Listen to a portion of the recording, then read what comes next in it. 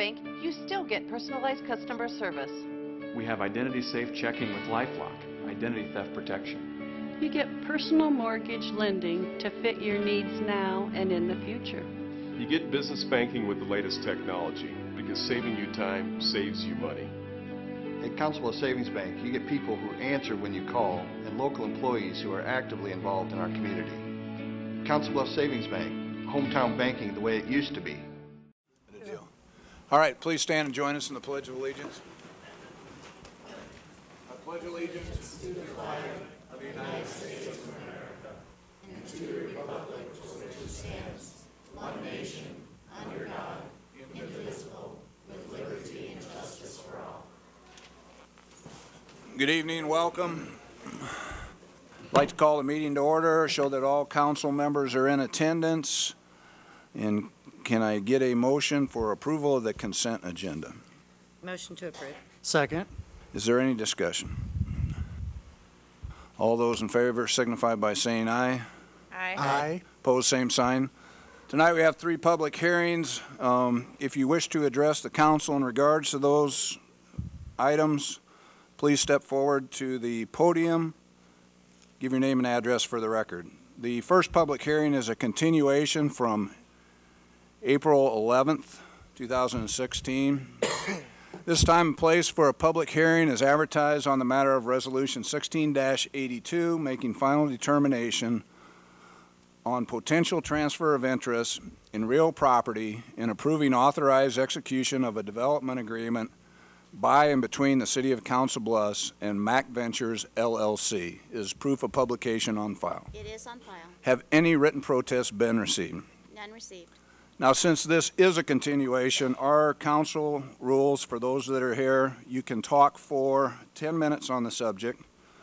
You can speak once. It's a continuation. Anyone who spoke 2 weeks ago has already had their 10 minutes. Anybody else here that wants to speak has the opportunity to do that. You can be for or against, and it's in no particular order. So, Do you want to read this? Or is that? Yeah, let's wait till people Okay. finish.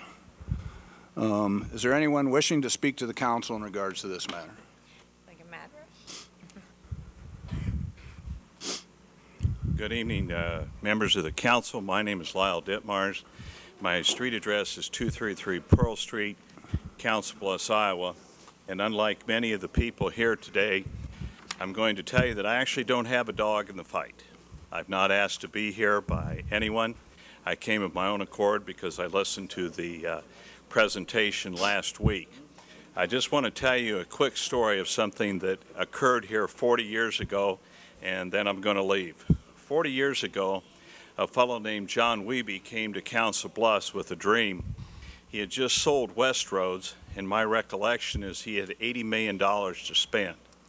He had purchased 3,000 acres of land out by the Interstate Exchange out by Iowa Western Community College.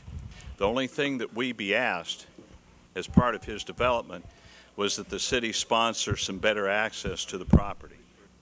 He was turned down. Since that time, the 3,000 acres has been sold. The development never went forward, and we'll never know what happened. The moral of the story, and the reason I'm here tonight, just to relate this quickly, is I don't know anything about the facts of the case. I don't know if it's a good thing. I don't know if it's a bad thing.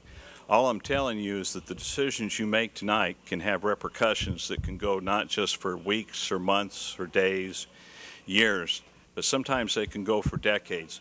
And keep that in mind. You have an opportunity here to potentially do something very good. You've got Iowa West, who is involved now back into economic development, which is something that we've all been looking forward to for years. It looks like they're stepping back into the game. This could be very positive. Like I said, I don't know the facts of the situation. I don't have a dog in the fight, except that I want to see Council Bluffs move forward and have a great future. Thank you for your time, and I'll get out of your hair. Thanks, Lyle.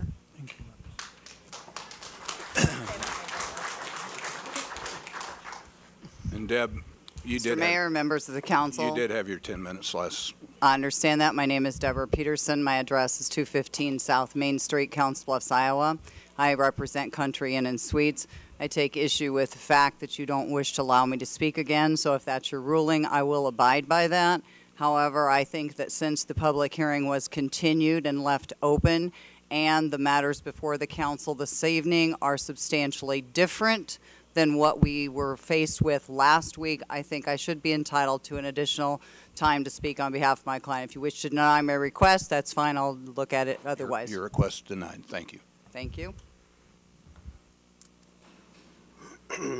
I'm Rick Crowell, 31 Pelican Drive, Council Bluffs. I'm here as the chair of the Iowa West Foundation. Iowa West Foundation is the sole member of MAC Ventures, and MAC Ventures, as you know, is the developer of this project. And the reason why MAC Ventures is the entity we're using to as the developer is, again, it's a recommendation of council and our accountants. This is a structure that we've used in the past. We've set up other entities like PCDC, Southwest Iowa Foundation. We're setting up Riverfront Ventures. So that's not something unique to the kind of economic development work that Iowa West has done in the past and intends to do in the future. I was present for your study session, so I know your concerns. I know you're concerned that Iowa West needs to pledge that they will back the project. I've looked at the language that your City Attorney Dick Wade is proposing. I think it's reasonable, and we can take that to our foundation for a vote. So we think we can satisfy that issue with you. I can tell you that every board member of our foundation is here tonight, and we are a 9-member board. The racing side is also here. Rick Killian will speak to you. He's the president of the racing side. His board members are here as well. There are a number of former board members who are here, and the reason why they're all here is because they think this is a very important project. The reason why they think this is a very important project is because we've been working on this one for a very long time. And this one didn't just happen out of nowhere. This came about because we started with some community needs studies. We did some youth needs studies. We also did what we call a listening tour, or that's what I refer to it as. We've met with almost every youth sports group in this community, and we've heard their concerns. They've told us they have a shortage of gyms. They don't have places where they can have tournaments. They can't run their operation, and they think that it harms their opportunities, the opportunities of the kids, and opportunities for this community. And after hearing that, we decided we would study how best to approach this issue of building indoor courts. And indoor sports courts was the top area of concern. That's the one community need that everybody identified. So what we decided to do is look at a number of locations. We looked at a number of partners that we could work with, and we came up with this as the proposal, and it really is the only proposal that we could come up with that works. And the reason is we don't have to have a bond issue, and the cost is something we can handle as long as we have development go with it that we can use tax increment financing off of, hotel motel tax from, to help defer some of the cost. Otherwise, if we have to spend the full $13.7 million, as you know, that's a huge amount for us, and it will make it very difficult for us to meet our ongoing needs, our ongoing pledges, and projects that we want to do with the City of Council Bluffs, including West Broadway and including more development down at the park. As you know as well, we put an additional $3.5 million into Hannafin Park this year. And these are obligations that we know we have to meet. So we really need this project to go forward with the hotel in order to make this work. We did reduce the length of the TIF to 15 years. We heard your concerns, and hopefully we've addressed those. We've also heard your concerns regarding the parking, and I believe that your city attorney has put together some language that we hope will satisfy you in terms of the parking issues. We will work with you on that. We know that you have some ground down there that is non-developable, non-buildable, that would work for additional parking, and we can work on that. We understand you're losing parts of 2 parking lots now. Both of those parking lots, by the way, have to be torn up as is. They're not taxable now, and they need to be replaced. So we don't think this, we think this is going to be good for the city in the long run because these properties will be taxable. You still have 10% of the TIF coming to you, and you also have the debt service levy. It's about $250,000 a year that you will get in tax money that you would not get otherwise. In terms of community use and making sure that those who cannot afford it are able to, Iowa West is visited with a number of the sports groups, and we're going to work with not just the people who are in basketball or volleyball or people that are wrestling that may use this facility or cheer. We intend to work with all of the groups to try and create some opportunities for scholarships. We think that is essential for this community, and we've discussed this with Gary. He's the owner of Fieldhouse USA, and he's going to partner with us on scholarships and make sure that his facility is available to everybody in this community. He knows this is a community facility, and that's the essence of the success of this facility, that it is for community use. In terms of how we arrived at these particular providers, they both have great reputations. They're known commodities. They've operated before. We've done our due diligence on them. We looked at other operators, and we're satisfied that we've picked the right two. So we are asking that you approve this development and authorize us to move forward. Thank you. Thank you.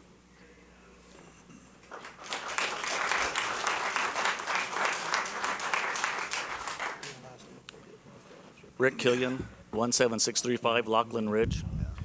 I first want to start by saying on behalf of the Iowa West Racing Association and the Iowa West Foundation that we want to thank the City Council for all of your time, due diligence, and efforts as you have considered the Mac Area Development Project.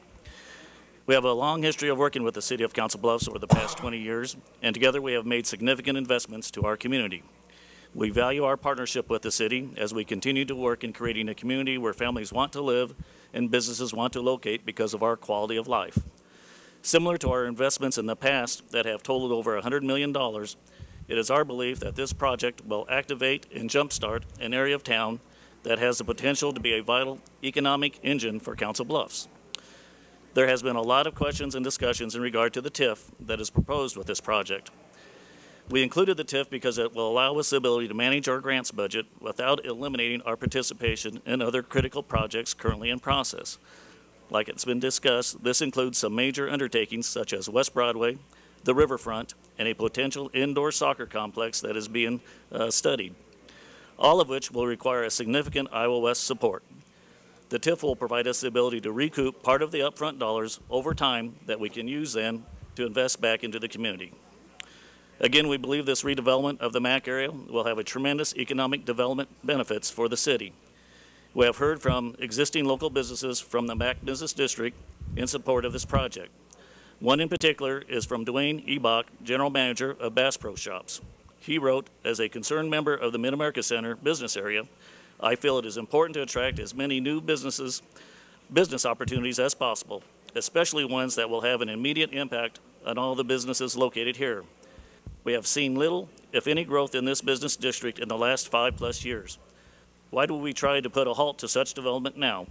I'm quite sure there are some behind-the-scenes issues that I'm not aware of, but the bottom line is, if we do not welcome in new business that will drive up the economy for years to come now, when will we? New development is going in all around us that will drive up the economy for years to come now, and we will. With the new development is going all around us, let's make it happen here. And again, this was from Dwayne Ebach, General Manager of Bass Pro. Again, I want to thank the council for allowing me the opportunity to speak with you tonight. And on behalf of Iowa West, we respectfully ask that you vote in favor of this project. Thank you.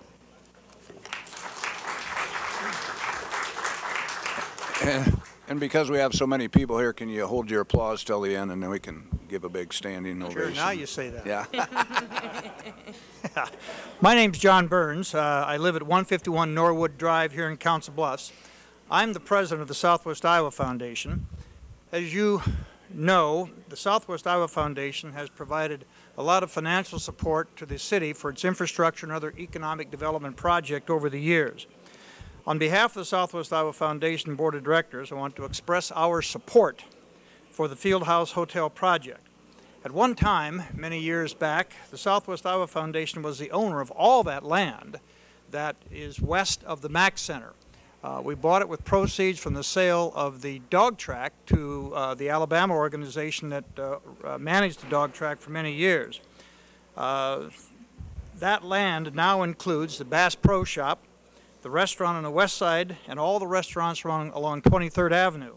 And in fact, even land over on the other side of 23rd Avenue, including the movie theater. In order to encourage economic development at that time, the Iowa West Foundation provided incentives, both in price and other ways, and worked hand in hand with the City of Council Bluffs to provide economic opportunity to retailers who were coming in. We did it not with the intention of trying to be profit-making real estate developers, but in order to bring new business and new jobs to the City of Council Bluffs. And that, in fact, is exactly the purpose of the field house and a hotel project that is being proposed by the Iowa West Foundation, and it fits right in with the whole grand scheme of things that we started 15, 20 years ago. And the proposal by the Iowa West Foundation provides an answer for what is currently empty space and underdeveloped space. It will provide further economic benefits for the City of Council Bluffs, as well as a significant number of jobs for the people who live in Council Bluffs. Even more significant will be the fact that it will bring to Council Bluffs to participate in activities a lot of people. I have had the opportunity over the past couple of years to travel around various states and large cities in and around the state of Iowa.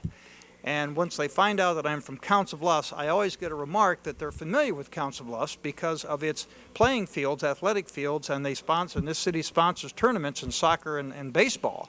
And those people come from all these surrounding communities as far away as St. Louis, Chicago, the east side of Iowa, and certainly over in Nebraska. They come over here to do that, and of course, when they do it, it brings people and dollars to our communities because they patronize our retail outlets here. Again, on behalf of myself and the board of the Southwest Iowa Foundation, I want to urge each of you to vote in favor of the Iowa West Foundation's proposal. This is an opportunity that the city cannot let get by it. If you have any questions, people know where to find me if you have some questions about the Southwest Iowa Foundation's previous investment in this land out there. Thank you.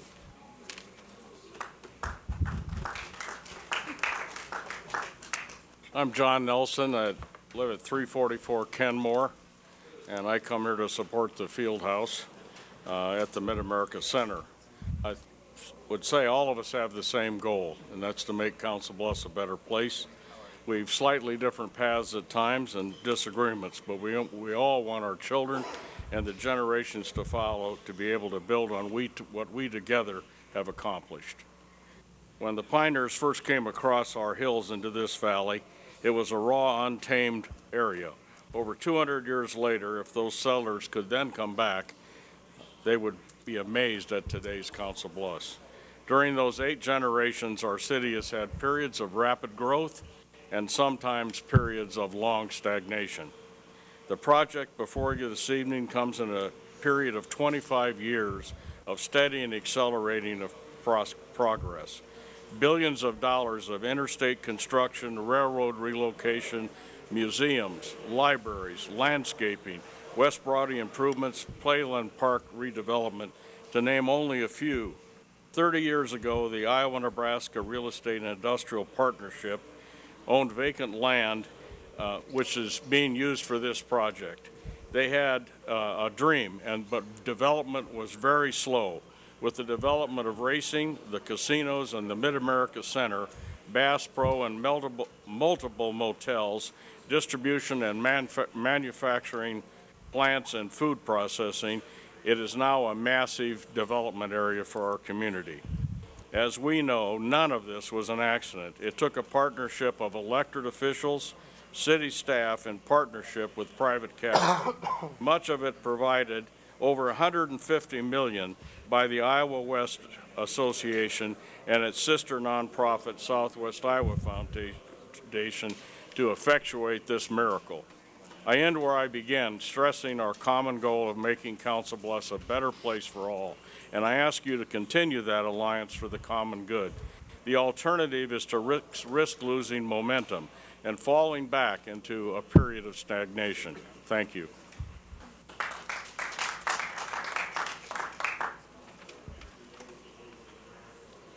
John Jerkovich, 535 West Broadway, Council Bluffs, Iowa. In my 31-year career in real estate, I've never came and spoke in favor of a project unless it's been one of my own. And this, I feel, is so important to the community, I could not sit back and watch. There's 88 acres down there of vacant ground for sale. I'm representing a majority of those people. I speak in behalf of Frank Kretschy and Bill Sapp. 56 of the 88 is owned by them. They're very much in favor of the project. This is a win-win project for everyone. I know Mr. Friedenbach, Deb Peterson, the Kinsefs. I would not be up here speaking in favor of it if I thought they were going to be damaged. I think this is a win-win. This is a destination type project. This is what we need down there. This is not a typical retail development site. It's destination. And with the community help that they're going to provide the community access to this, but a lot of this is going to come from outside dollars coming into our community. The economic development is going to be incredible, like the College World Series and different things that happen in Omaha. It's just an unbelievable situation. I've never been involved in a TIF or seen a TIF where the money is being given back into the community like they're doing. It is a win-win partnership. I'm proud to be part of Council Bluffs. We've been involved in several $100 million of assessed valuation added to the books here in this community. Never have I or anyone I know given back like the Iowa West Foundation. The partnership here today is the beginning of a great partnership. I've been hollering at Iowa West to get involved more so in economic development. Great organization, but with combination of private, city, and Iowa West can make this city unlike any other city in Iowa. It's one of the largest foundations in the state of Iowa. What they're doing today is incredibly unselfish. It's a fantastic project, and I think, we have 46,000 square feet down in the spine that has dirt floor since 2002. There hasn't been a lot sale in 9 years down there. But if anything's ever needed a boost, it's this property. In this area down there, there's a great investment by the City of Council Bluffs and Iowa West have over 70, 100 million invested in that area, and it's just sitting stagnant. I think the existing hotels, and I hope that there's not a nicer guy than Gary and the Kinsefs, they've all invested in the area. I think all the hotels are going to flourish, the restaurants, but more importantly, the vacant lots, the tax base that's going to be added there is going to be incredible. And this TIF is just relating to one property. There's 88 acres of vacant ground down there. I see buildings coming on those in the next, it doesn't happen overnight, but the next 4 to 5 years, it will happen. It's just something that I think as a member of, I have a real estate company in the community, I think it's something that we all can be proud of. And I'm really proud of, I sat in a study session today, and I kind of sat back the last months, mind my own business, just been listening to all the sides, and I appreciate every side. I appreciate the questions in the study session today, and I think you guys are doing a great job, but it has to be a win-win, and I think it is, and I really would hope that you would consider to pass this great development for our community. It's a win-win, and a lot of times it's a winner-take-all. This is a win-win for the citizens win, existing businesses win, the businesses yet to come win, and Iowa West wins, and more importantly, the City of Council Bluffs wins. Thank you.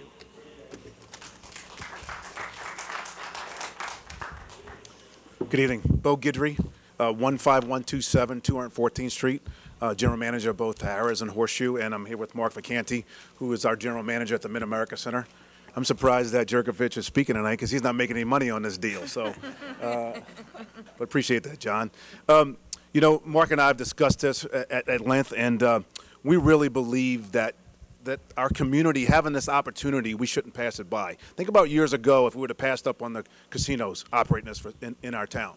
And so it's brought a lot of thousands and thousands of jobs to Council Bluffs. So it's been a very impactful thing. And I know it's not on the same scale, but it's a unique opportunity. And I think we really got to seize this opportunity and take advantage of that.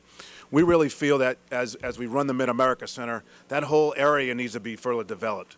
And to have a facility that's going to be this indoor facility, we really feel that's going to be very complementary to what we have. In fact, we just had the robotics thing for like championship for a few days, and they want to expand. And so we feel that we can really work together with the field house people and be able to expand that robotics into that space. I know one of your big issues is parking. And so as Caesars and as Horseshoe, we have 3,300 spaces that we have at our facility. And, you know, on weekends we're kind of busy, but for the most part we're not so busy. So we'll be able to work it out and have more parking on at our facility. So which will be good for everybody. Lastly, I'd like to say that, you know, I too own and operate a hotel. So I know how important it is to have hotel operators in this town. So I would respectfully request that if there's any future hotel projects, because we might want to do future hotel projects, I would respectfully request that you give us similar concessions in the future, or at least look at it. That's all I'm saying. So I think that this project will be great for Council Bluffs. We're excited about it, and we respectfully request that you approve it. Thank you.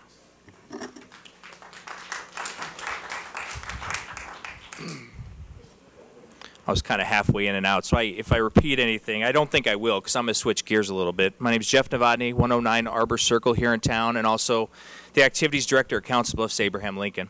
Why this project's important to me, it's part of our strategic mission in the Council Bluffs schools. The one that affects me personally is try to create opportunities for our youth, not only our high school students, but our middle school and elementary students. For a variety of reasons, those programs teach them the life skills they need to be successful in life, and also have successful programs. When I heard about this facility and I was asked 2 years ago to be on the committee to research it, I jumped at it, because a facility like this I think can be a real game changer for the kids of Council Bluffs. I've kind of paid attention. I've tagged a lot of you in my Facebook post on our activities page. I hope you read that.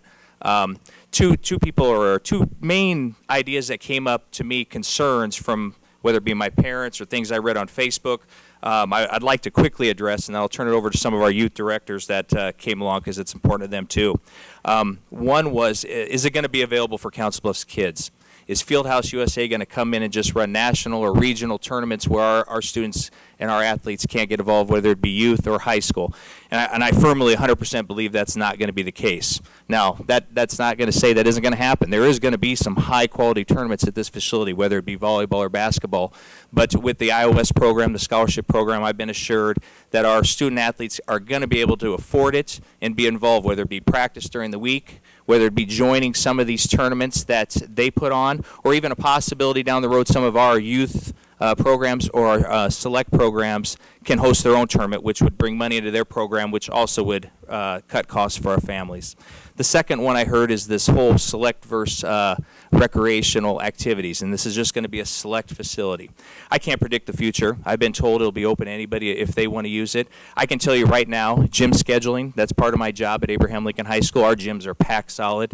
If it's October through about right now, I have to tell a lot of people no. And because youth programs are part of our strategic plan, a lot of times the rec youth programs, whether it be youth baseball, youth basketball, girls and boys, I tell them yes. So groups like from the outside that want to rent the facility, a lot of times I say, well, can you wait till March or April? Last week we had gymnastics. This week we have dance. They wait because they need the gym space, but because the gym space during the winter is so tough to get, and youth programs are a priority. I guess my point to you is that we need more gyms, and because not only for basketball and volleyball, you might have had some emails to you this week, maybe from other groups, baseball, wrestling, that this facility doesn't accommodate them. Well, that's the top of my priority list too. Our gyms are not going to close at Abraham Lincoln High School. We're still going to open them up Saturdays and Sundays and weeknights and let the community use them. And if it's a youth wrestling tournament, if it's youth baseball, which right now during the winter months uses Abraham Lincoln from noon till 9, I lock it usually at 9 o'clock on Sunday nights after they get done. So we still think about those programs and hope down the road that there's future facilities for them. With that, I'm going to turn it over to some of our youth and select directors. Hello, my name is Nate Dix. I live at 21 Gun Avenue, Council Bluffs. I run the AL Youth Boys Basketball program, and I've been doing it for about 4 years. And I can tell you, over the course of 4 years, you get tired of driving to Omaha for everything. Over the course of that 4 years, we've spent over $30,000 in fees to play basketball over in Omaha. That doesn't include drive time for our parents, or grandparents, or whoever, plus entry fees for those leagues that they have over there.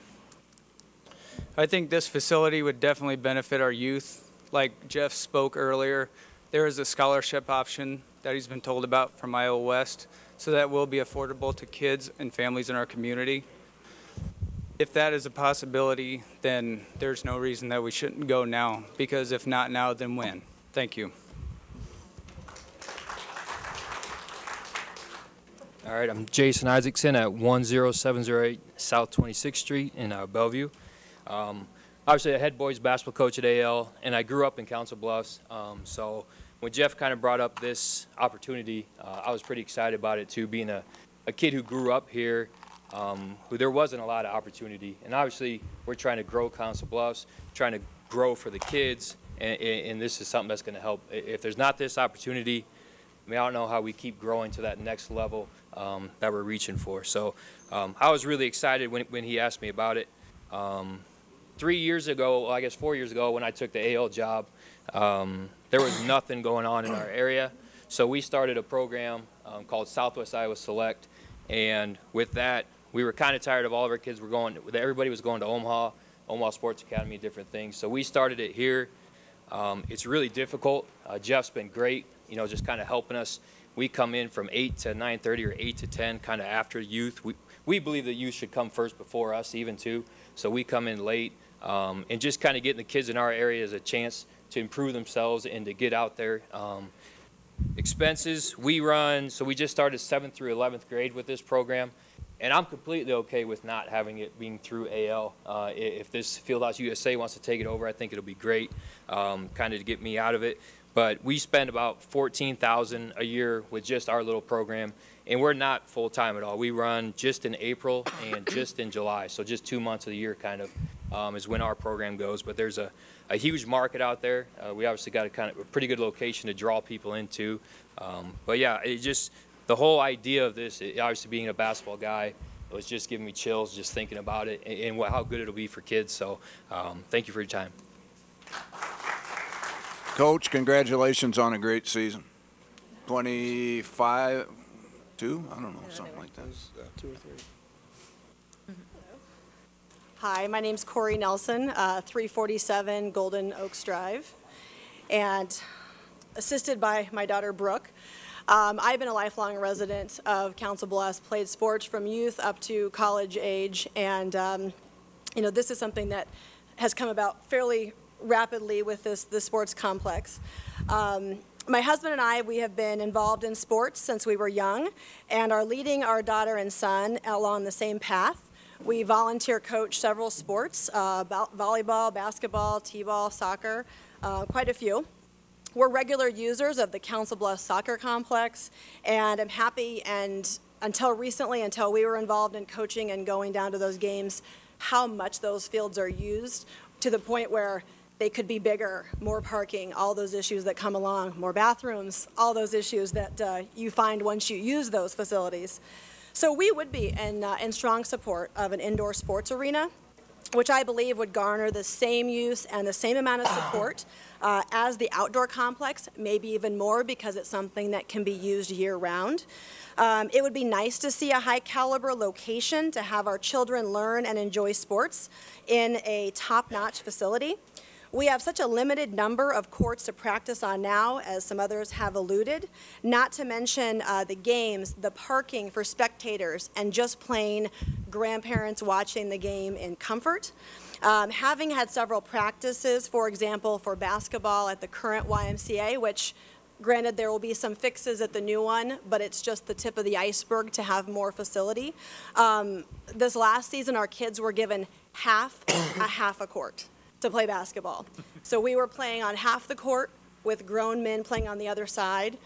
You've got, you know, 6 and 7 and 5-year-olds playing next to 20-year-old guys who, you know, the balls are kind of unwieldy and very easy for them to get hurt, let alone listening to the coaches, hearing any of our instructions. So it's very frustrating for both youth and coaches to really get anything done and make it a point to have them practice and do those games and learn those early skills, which are so fundamental.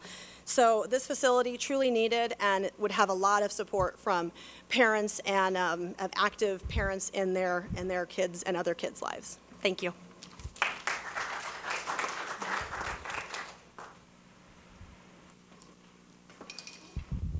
Hi, I'm Hunter Pierce, resident of 324 Hubbard Road. I'm a 5th grader at College View Elementary. One of my basketball coaches, Dave Zimmerman, asked if I wanted to talk to you about supporting the Fieldhouse facility, and I am really excited to have the opportunity. I love football and I love baseball, but there's no sport I love nearly as much as basketball.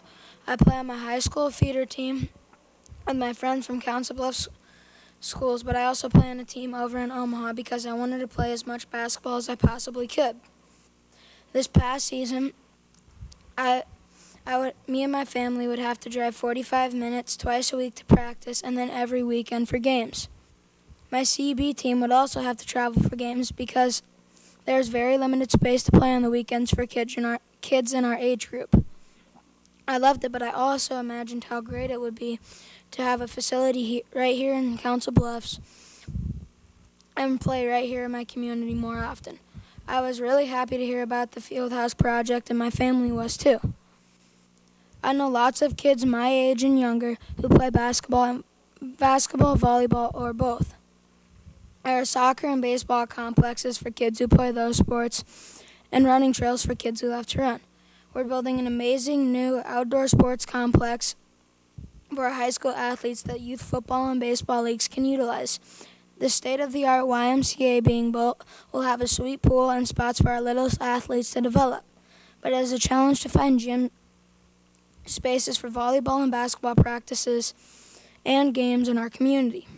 School gyms are often being used for programs and family events, and once the school closes, the gyms are closed with it.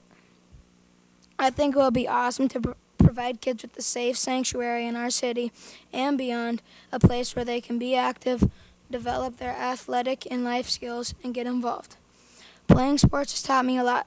One of the most important things I have learned is that you have to work together as a team to achieve great things and reach a common goal. I am hoping that you as a city council will decide as a team to do this great thing for our community and get closer to help reaching our common goal of making our city a better, healthier place to grow up.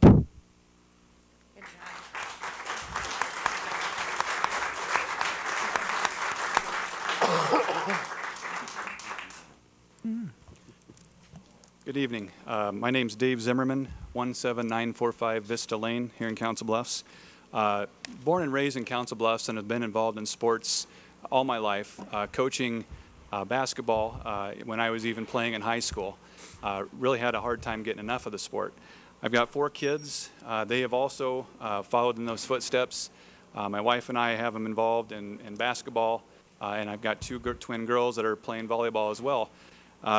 A lot of what I heard tonight is gym space is a challenge, and it is. The basketball team I coach, we practice in the cafeteria, and we have the last 2 years. Now it's got hoops in there. It's a tile floor, a little challenging, close walls. You hit walls quite a bit.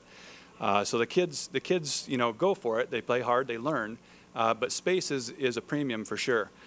When you look at a facility like this that can come into town and add 8 gyms and then all of the volleyball courts, I think it provides an opportunity not just for Council Bluffs, but for us to also get some of the teams that are in Omaha over this way.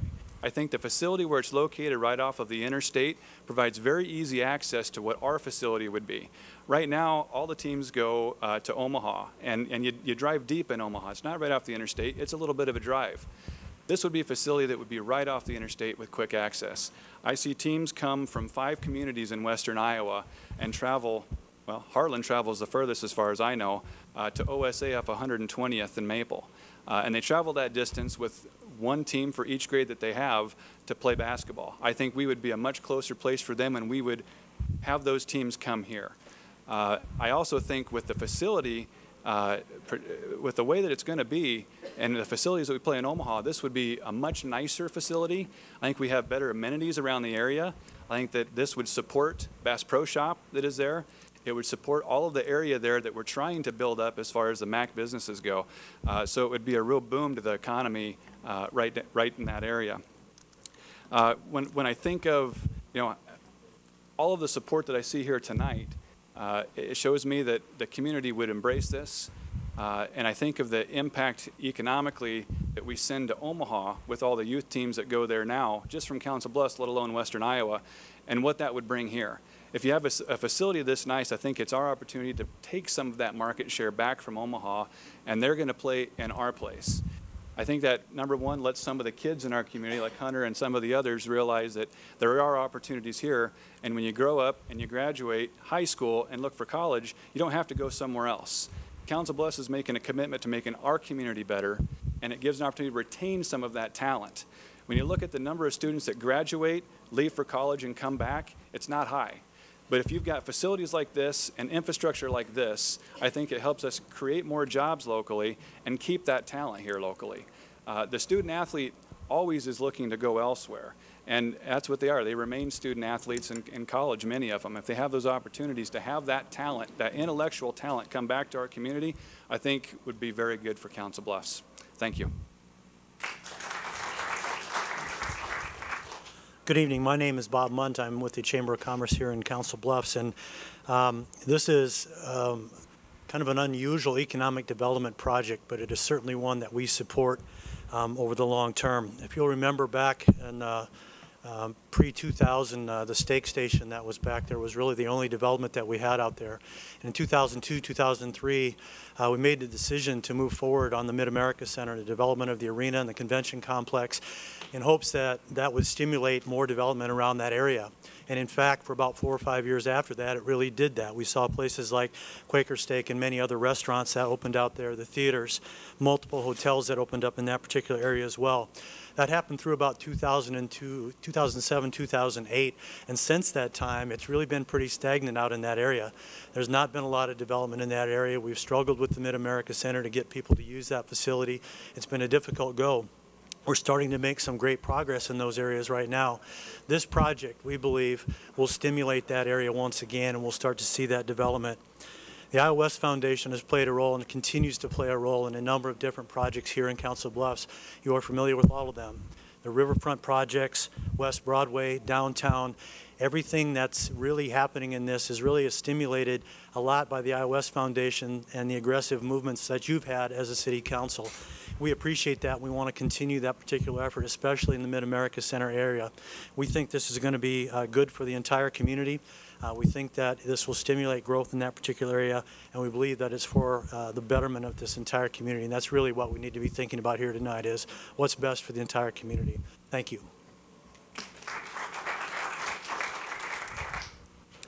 My name is Mark Ekman. I live at 103 South 38th Street here in Council Bluffs, and also serve as the Executive Director of the Council Bluffs Convention and Visitors Bureau. My reason for being here to talk specifically about sports marketing, sporting events, and their economic impact and value to the community.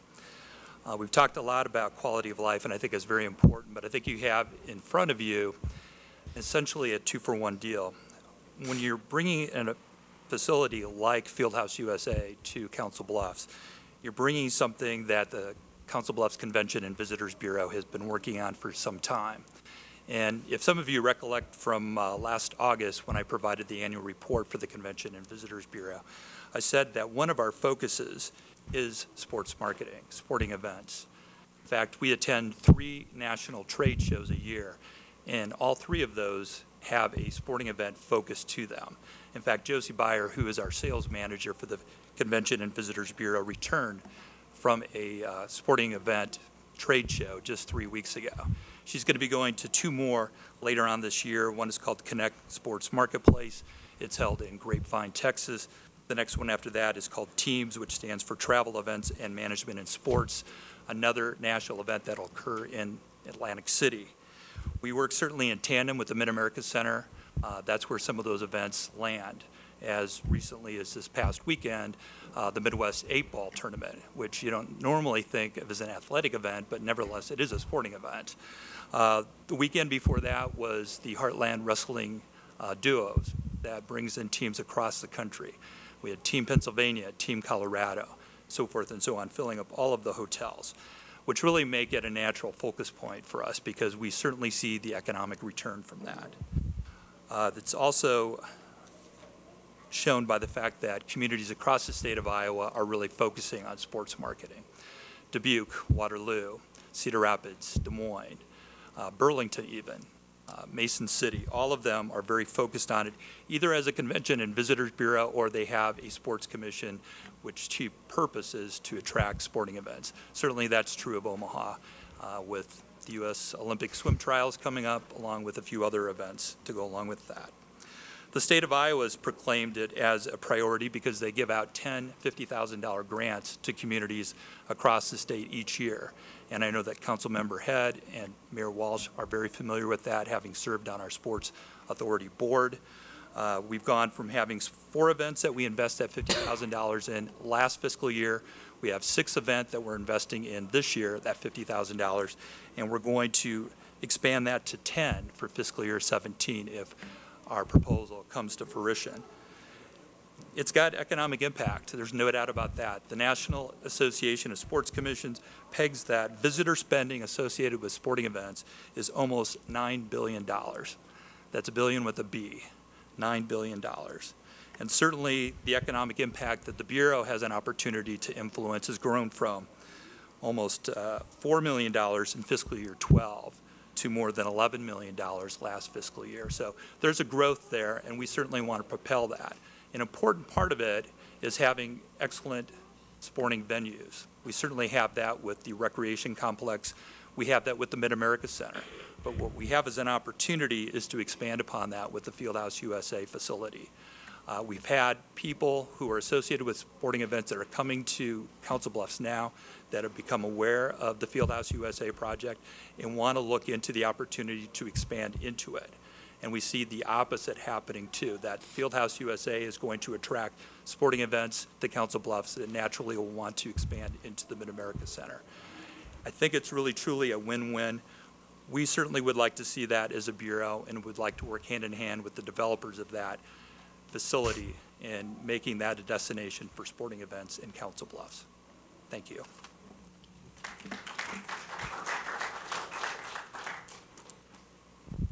Good evening. My name is Jim Pfeffer, 3216 Plaza View Drive. At the outset, I'd like to say I fully support the Fieldhouse portion of this project. It's a great thing for the community, and no problems with that at all. My opposition's with the proposed hotel that's part of this project, and there's a declaration of restrictions and grant of easements that affects this property that provides that the only hotel that can be in this subdivision, on any lot in this subdivision, is the existing hotel. So this seems to be a clear violation of that covenant. Second thing is I think the hotel, the incentives that it's getting as part of this project puts the other hotels in the area at a significant economic disadvantage. And I think the hotels that exist will support, more than support, adequately support the Fieldhouse and its uses. Thank you for your time. Hello, City Council, Mayor. My name is Rob Lindquist. I'm at 4821 Cedarbrook Avenue, or Cedarbrook Drive. I support the Mid-America Center project, and I urge you to support it as well. As a teacher and a coach in the community, this will give students and athletes another outlet to practice and hone their skills. It will give youngsters opportunities to become involved, and it will give athletes of every age and skill level a chance to play in our community and not have to cross the river. The facility will also free up space at our schools and allow even more growth for our students. And probably just as important to the community, this project is going to breathe life back into the MAC area. There are so many empty spaces in a place that could facilitate so many new businesses and create more opportunities. The MAC is the anchor. The new Fieldhouse and hotel facility would complement our city and our needs with more spaces like these being filled. Thank you. Good evening. I'm Val Taylor, 14 East Ridge Drive. And I'm going to keep mine really short because I got 2 out there that are kind of at their limit. As a mother of 2 future athletes here in the community, and my husband and I have both volunteer coached over the past couple of years. So we definitely see the opportunity and great investment there in just the youth. But also, even if I wasn't a mother, I would still think that this is a great opportunity just as a community member for the growth and the economic development that is really, I think it's a great opportunity and shouldn't be passed up. I think it'll bring a lot of much needed growth in the area. So hopefully it gets a lot more support and you guys move forward.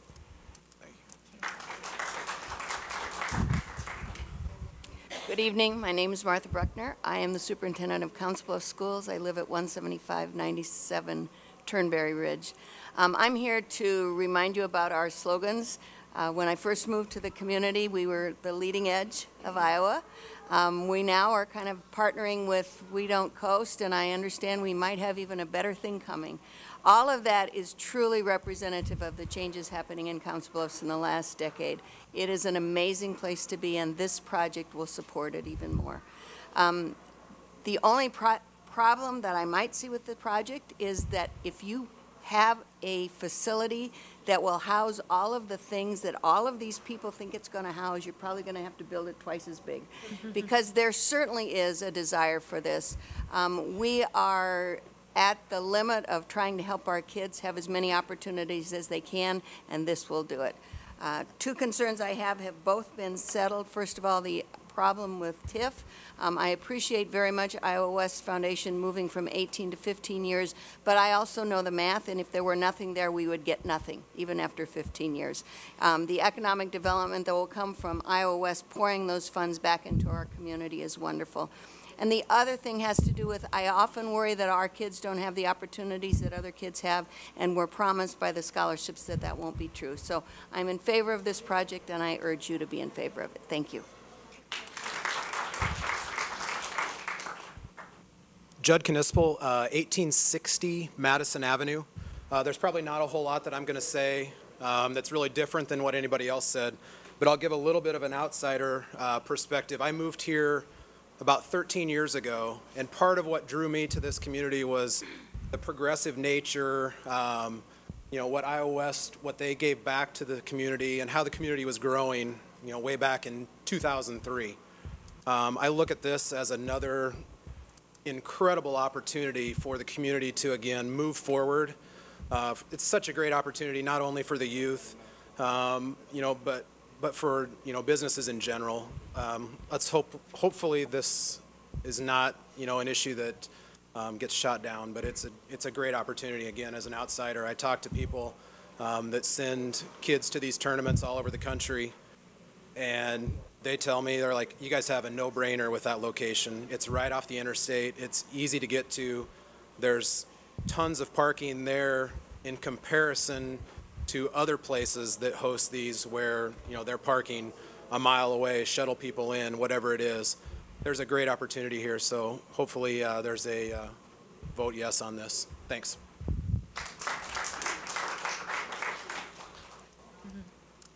Surprise. Lynn Brannigan, 120 Autumn Circle. I'll keep this brief because I know what it's like, exactly what it's like to have this many people speak out on an issue. I just want to encourage you to vote in favor of this venture. If I was sitting up there with you, I would definitely be a vote yes. This is a great opportunity to develop that part of the city, one that we have looked at developing for many, many years, probably longer than I was even on the council. So again, I urge you to vote in favor of it. Thank you.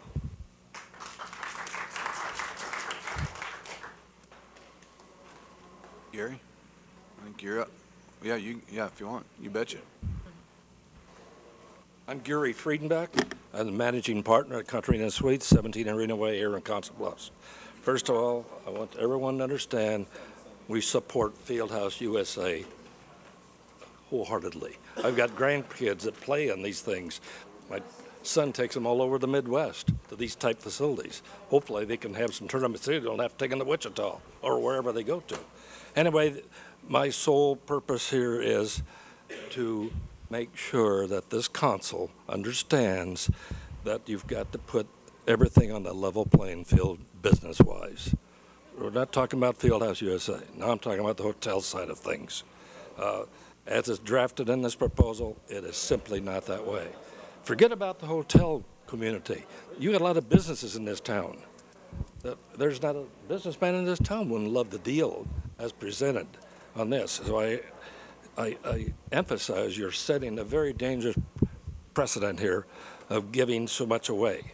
I didn't know Mr. Jerkovich was an economics expert on hotel operation, but it's going to have an effect when you bring a hotel into town that has a lot less operating expense than those already here.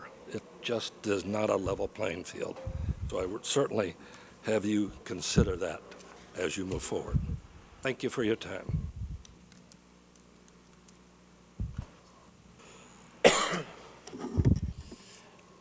Mayor Walsh, City Council, I appreciate you letting me be here. My name's Gary Oliver, and I'm one of the owners of Fieldhouse USA. One of the gentlemen said he's from the outside. I'm from Frisco, Texas, so I've come a little ways to talk about this. We're excited about Fieldhouse USA in Council Bluffs. One of the things, 2 weeks ago, I was a little apprehensive when I woke up Tuesday morning and read that article in the paper. But just listening to the people of Council Bluffs, it's exactly what it sounded like 7 years ago when we started in Frisco. And I want to tell you, I'm one of the owners. Terry Casey's the other owner. We are extremely excited about Council Bluffs. I drove up here December 18th of 2014 on the request of Pete with Iowa West Foundation. I drove in, left. We were in the middle of the winter basketball season in Frisco, and I drove in. It was rainy. Drove up to the Iowa West Foundation, drove up to the Mack Center. We had left. We have about 400 basketball teams that play in Fieldhouse USA in our winter basketball season, which is about 4,000 kids. One of the things about Fieldhouse USA is they play their games on Saturdays and Sundays, and they get an hour practice during the week. And the one mom out here really struck a chord with him because that's the parent of today. I mean, they're running, they're going, they're working, they're shopping, they're raising the kids, and along with dad. That's why we created this multi-purpose facility. My background is I've been involved in sports for 25 years, graduate of Texas A&M University, have 3 kids, 23, 21, and I have a senior daughter. That's what Fieldhouse USA is. We raise families, we raise kids. That was the vision. I started the vision 10 years ago. I was a coach, teacher for 16 years, left that profession 10 years ago. We started Fieldhouse USA. We've been open for 7 years in Frisco, Texas.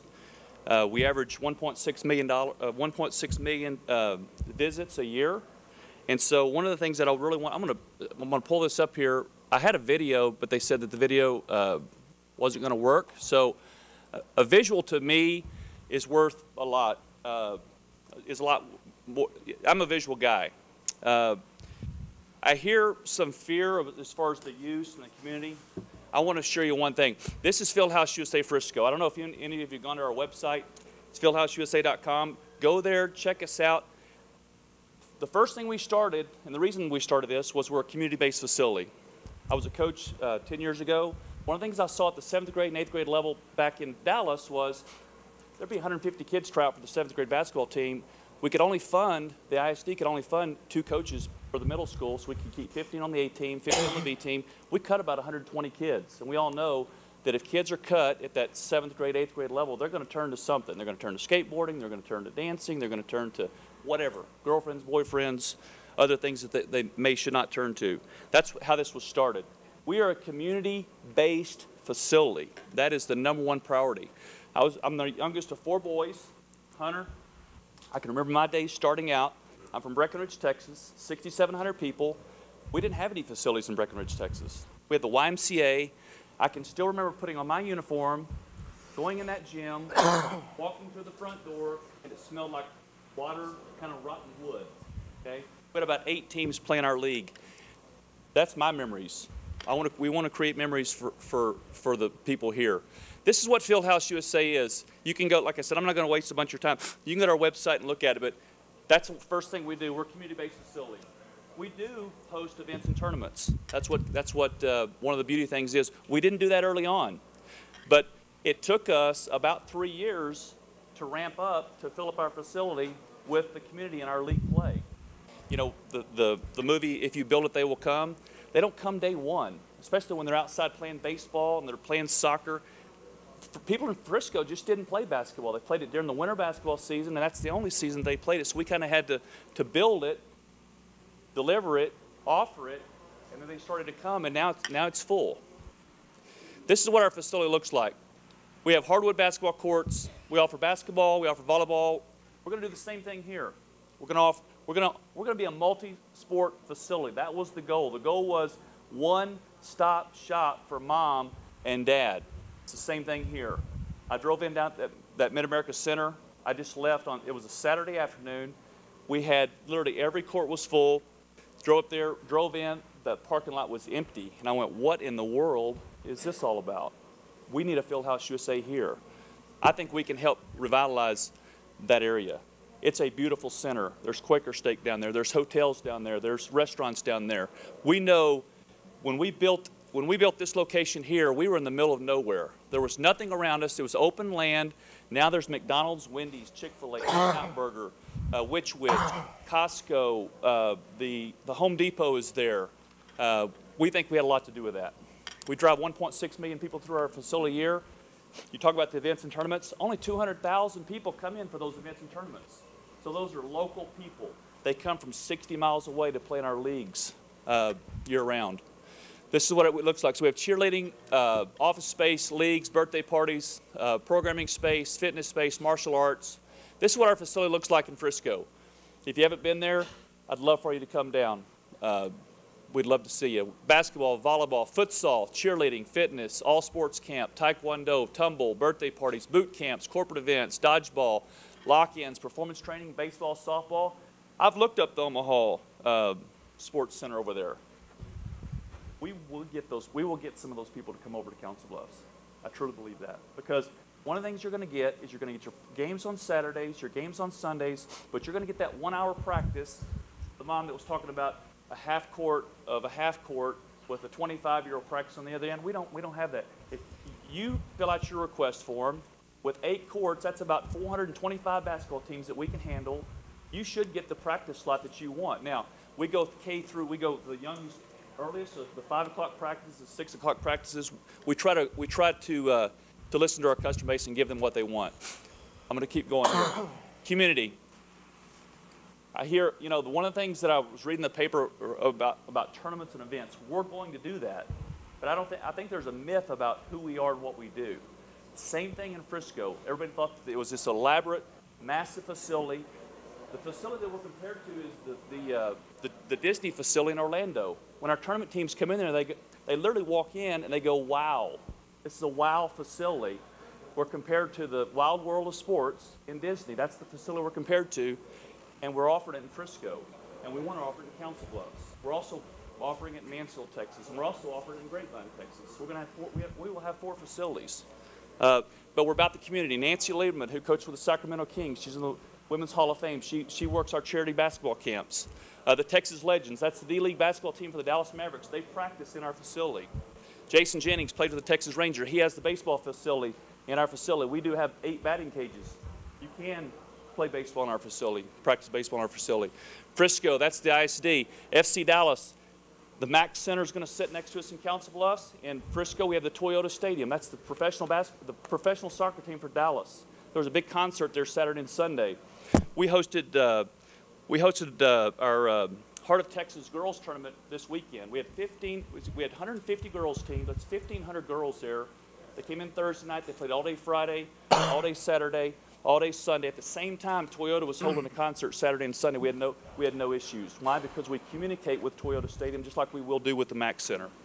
And I'm going to run over my 10 minutes. This is what the facility looks like when you're looking at it. I'm going to go quickly. Well, I think you have to try to speak into the mic because I don't know. They can't hear you on the TV if you keep turning around. I'm sorry. That's okay. I just don't want everybody that's probably watching at home to miss it. I'm sorry. No, you're good. So even if you want to turn, just kind of. I love the community. Sorry. All right. Okay. This is what our facility looks like. Sorry about that. This is actually a tournament that's going on. All of our bleachers are tilt and roll. I'm gonna get my laser pointer here. All of our bleachers are tilt and roll. This is kind of what it looks like. All of our screens. One of the things we do, we have great corporate partners. You can see Sports Authority. I think that works. Maybe it doesn't.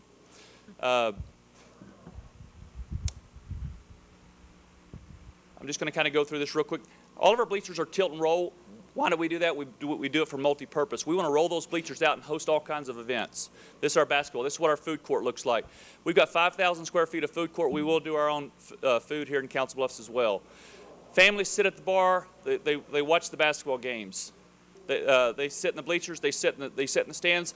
I put this slide on here for the reason, that's Jordan Spieth's mom. You guys probably know Jordan Spieth. He won the Masters. Jordan's played in our facility. His brother Steven went to school with my son.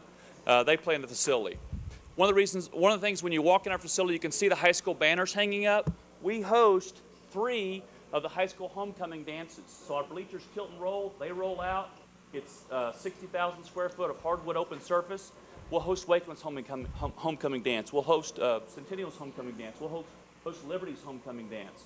We do that basically no cost to the ISD because we want to be a partner.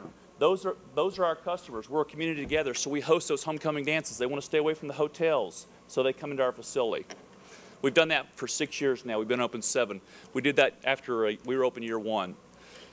This is what this is a league. This was one of our first teams here, the Jaguars. This is the United Ballers. This is what our basketball teams, this is what our youth teams look like. This is what our leagues look like. These are league games. We also host volleyball. There's Jordan. There's Stephen Spieth. There's Jordan's brother there. This picture was about 3 years ago. He now plays at Brown University. That was a tournament. We start our kids at age kindergarten, grade kindergarten. We go all the way through high school. This is when he was here. That was about when he was in 10th grade. So we go all the way through high school. And then we also have an adult league. That's Tony Romo. We have the largest adult league in the Dallas area. We have 72 teams that play in Fieldhouse USA. He doesn't like anyone to know that he plays there. We keep it quiet. It's Thursday night. Those games are at 9, 10, and 11. Kids are done practicing. They're gone. You can see the facility's kind of quiet. We bring in the adults. We keep them away from the kids. We have to talk about some language every now and then, and away we go. Dodgeball. My wife's a PE teacher. She's been a PE teacher for 24 years. She helps us with a lot of our summer camp activities, our itineraries. We brought back dodgeball. One of the things I saw was, yes, we bring in the elite tournaments. We're a competitive facility, but we also want to have fun with our youth sports. So we brought back dodgeball because when I was in school, dodgeball was fun. We'll get the council to go against the chamber. We'll have a dodgeball event Gary, there. we time them 10 minutes, and so you're. Okay, I got 30 more seconds. Right. Flag football. I'm gonna take it. This is our all-sport camp. This is kind of what it looks like. There's our camp during the summer. There's a basketball camp going on. You can see Nancy Liebman's got a banner. Yeah. There's a volleyball camp going on. There's a football camp going on. We feed the kids lunch. We're a licensed daycare, so we keep the kids all day long. We feed them snack in the morning, lunch, and then a snack in the afternoon. Chick-fil-A's a big sponsor to us. That's what our kids look like. Dippin' Dots, kids love Dippin' Dots. Birthday parties, taekwondo, baseball, tumble, cheer, soccer. I want to talk about the local organizations real quick, 20 seconds. The local organizations, Frisco Soccer Association. They were one of the organizations that were in Frisco. They were afraid of us coming to Frisco. We partnered with them. They brought 7,500 kids in outdoor soccer to our facility. You're going to cut me off. We brought Baylor in, the Hampton Inn and Suites. It's very important. Yeah. Okay, my 10 minutes is up. I know Roger's got a question for you. Okay. I just, Gary, appreciate you coming up from Frisco. Can't say it all in 10 minutes, sorry. I appreciate you coming up from Frisco and coming up here to talk to us. Can you explain the big difference, and we've had several emails to all of us, the big difference in the agreements between this and your other agreements in Frisco, Mansfield, and I didn't know about the Grapevine location, but why this one is so different. And I know no deal is the same. Absolutely. But I want to just clarify and hear it from you. Yeah, every deal is different. The agreements really are very, very similar. There's 8 things that go into an agreement. You've got land. Land has to be in the agreement. You've got a world-class facility. Somebody has to build the facility. Number 3, there's a debt service on the facility. Somebody has to pay the debt service on the facility. You have to have an operator. You have to have an expert operator, because I'm going to tell you, these things will fail. There's facilities all over across the state of Texas. We've been brought in by several cities that have failed. We've gone in. It just depends on where those locations are. It depends on the demographics. It depends on the location. There's the operational cost. Okay, somebody has to cover the operational cost. Somebody has to know how to organize the leagues with the registration, all of that for the community-based facility where it's a quality of life. The events and tournaments. Most facilities don't host events and tournaments, so you have to have somebody that hosts events and tournaments. And then you have the operational cost of the facility. And then those events and tournaments bring in economic impact. So there's 8 factors that happen. For the city of Frisco and surrounding area, over the last 6 years, we've generated over $107 million of economic impact for the city of Frisco.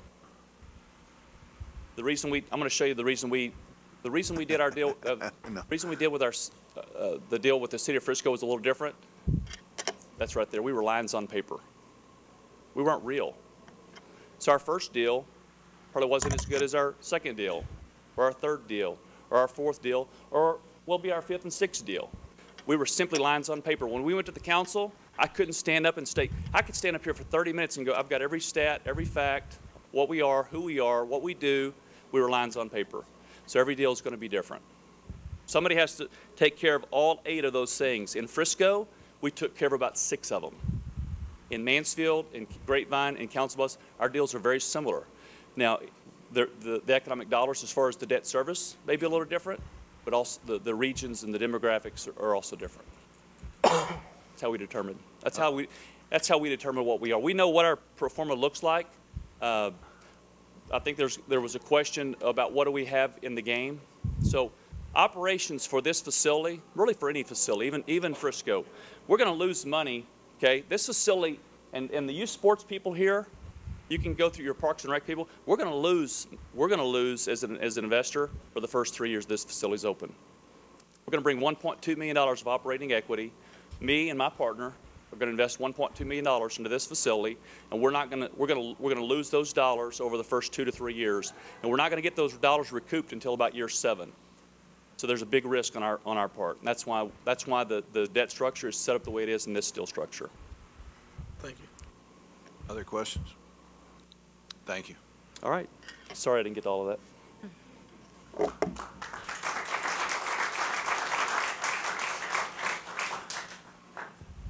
All right, we have a resolution in the packet, and we've had conversation this afternoon in our work session about particular things that the council would like to see added to that resolution as it exists today. And City Attorney Dick Wade has captured those, I believe, in his language that would be inclusive in the resolution, making final determination on potential transfers of interest in real property and approving and authorizing execution of a development agreement by and between the City of Council Bluffs and Mac Ventures, LLC. Make the motion that the resolution be approved conditioned upon the following. The agreement is amended to include language set out in the 2 Iowa West Foundation resolutions. Number 1, the rebate of the TIF money will be reduced to a period of 15 years. Secondly, the rebate on the hotel-motel tax revenue generated by this project will be 15 years.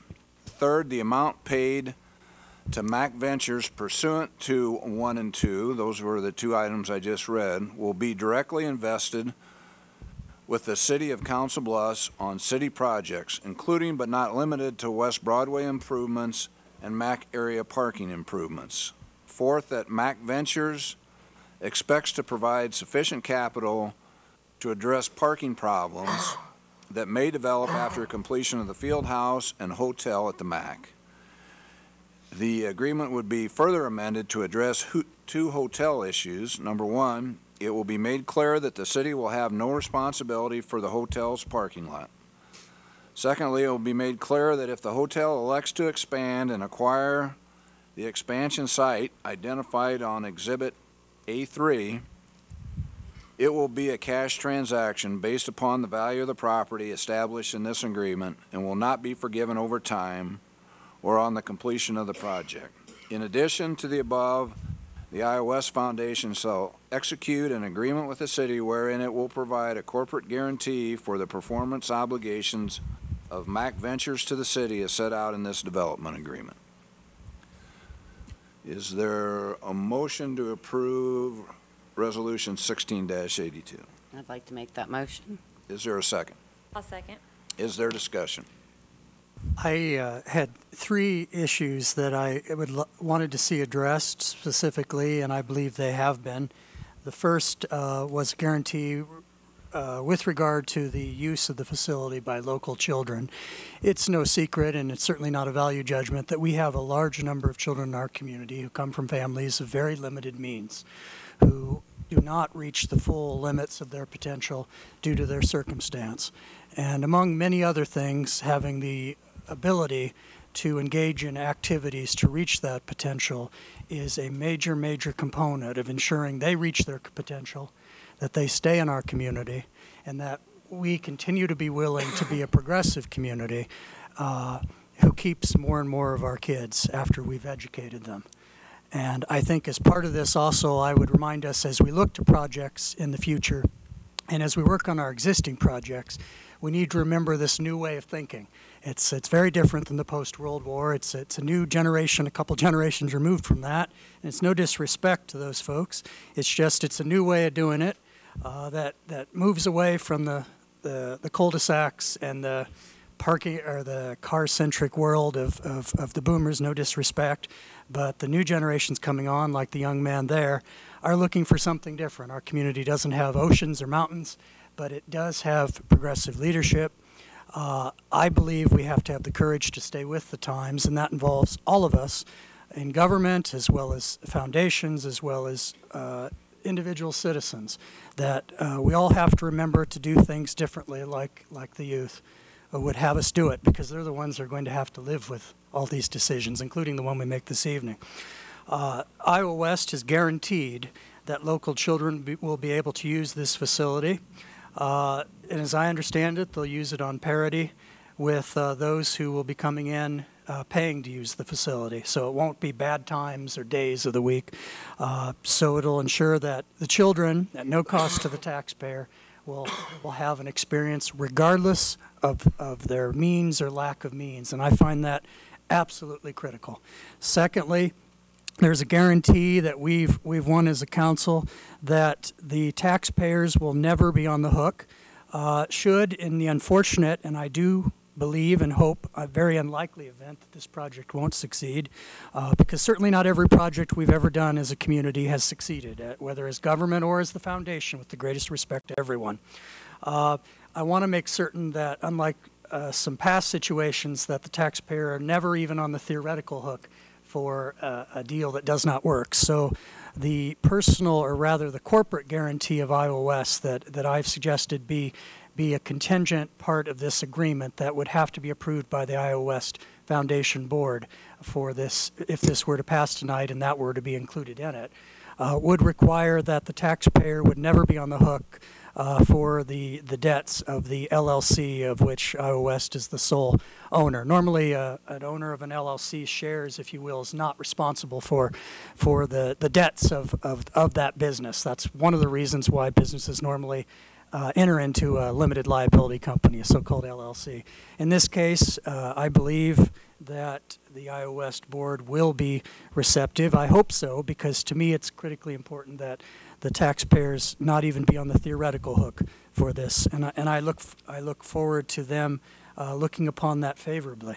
The final thing is the guarantee that this council has won that the monies that would be rebated back to Iowa West from the hotel milto tax and property tax would go not only to the community, but clarified in the resolutions by Iowa West, which will be incorporated against Iowa West by their personal guarantee. Sorry, a little bit of legal speak there. Would be that those monies, as they come back to Iowa West, would have to go to City of Council Bluffs projects. So when we talk about the community, we're talking specifically about Council Bluffs, and we're talking about City of Council Bluffs projects. So I appreciate the Iowa West Foundation's consenting to making quite clear that these monies would go back to city projects. And there have been some discussion about why does Iowa West need to have money given back to them so they can give it back to the city? Well, having done our due diligence, I can say that this is a rather large upfront investment by the foundation. And if they do not get any of the funds back from their taxes, 90% of it, 10% would still be going into the coffers, which would more than cover police and fire, by the way, more than cover it. if they didn't have that money coming back, they would, in essence, as I do the math, and math is not my favorite subject, but I believe my numbers are correct, that if they didn't get that money rebated back, they would not be able to do their normal grant making for several years. Because it would have all been tied into this upfront investment here. So I think it's appropriate that the risk be borne entirely by the foundation, that they give the money back specifically to the community, and that, like many folks who favor this facility want it to be, that truly our kids are on parity. So all three of those guarantees, I believe, in good faith, this council, I'm very proud of this council, having worked together not to toot our own horn, but I do believe that in lots of these discussions and speaking to my colleagues, I don't think they get enough credit for all that they do in this community. Or other organizations and folks get a lot of credit for things like this. They work awfully hard, and I think that they deserve some of that credit. I think as you look at this, that we've ensured the taxpayers' interests. We've met all legitimate and possible means to make this the best deal possible. Is it a perfect deal? No. Would I have done things slightly differently if it were everything in the world were up to me in the deal? Yes, but I imagine we'd all say that. So I think on balance, this is a perfect example of what politics is supposed to be, the coming together of working together on interests and reasonable compromise, and the buck always stopping with the people through their representatives. So I will support it. I will also support this. As Mr. Watson alluded to, we've made considerable progress on this since we had the first part of this public hearing 2 weeks ago. And a number of us expressed concerns about the agreement, and some, not all of those concerns, have been addressed. One of the largest concerns dealt with the concept of a level playing field, making sure that everybody was put on the same footing. And unfortunately, due to the unfortunate business taxation laws in this state, that's very difficult to do, because businesses on this side of the river are severely disadvantaged in dealing with businesses on the Nebraska side. That's just the environment we have to live in. And so these sorts of deals become necessary, and to many this sometimes looks like picking winners and losers. Now, in the case of the Fieldhouse project, I'm fairly comfortable with this agreement because it's better than all the other agreements for field houses out there, and there aren't any. If we're going to get development into the MAC district, and brother, it desperately needs something down there because it has not lived up to expectations, this is an opportunity that we cannot allow to slip through our fingers. And so, given that there's not many other good prospects, I think that this field house is a necessary thing that we have to take a risk, step out, and do together as a community. And I want to thank all those that have come out to speak. As I talk to others around the city, I tell them, if you have something that you want to bring to the city's attention, show up and talk about it during a council meeting, and you will make an impact. And for all of you who took the time to come out and speak, you have had an impact. And nearly all of you have spoken exclusively to the field house issue. But the other part of this issue too is the hotel issue. And Mr. Guidry spoke a little jokingly, saying that when it comes time for him to build a hotel, he's going to want similar considerations. And the hotel after that, and the hotel after that, and the hotel after that. And the restaurant after that, and the restaurant after that, and the restaurant after that. And so we are going down a path that will pose challenges and risks. And we have to face up to that. And I step out on that part of the agreement somewhat reluctantly. Unfortunately, this has been posed as a all or nothing agreement. And if we're going to get the field house, then we've got to take some risks, some chances. I'm not a fan in creating vacant office space or vacant retail space or even vacant residential space. And unfortunately in Iowa we have a lot of that due to TIF agreements. I don't think we're going to have that result there.